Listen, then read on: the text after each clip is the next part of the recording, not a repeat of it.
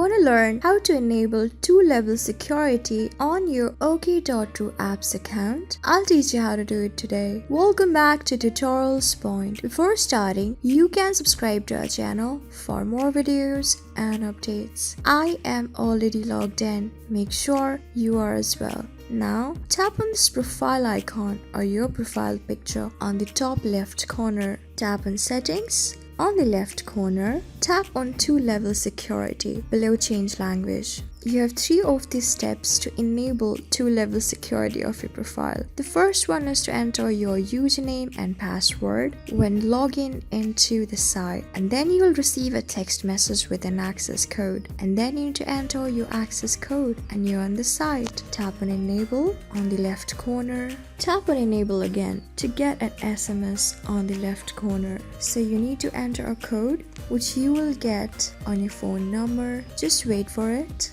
So I do have a code and I'm going to enter it. Now tap on enable on the bottom left. When you're done, you can see that two-level security is enabled and they recommend to change our password for increased security. So this is how you do it. I hope this video was really helpful for you and I was able to help you. I am going to see you on the next video. Till then, keep calm, stay safe, and goodbye.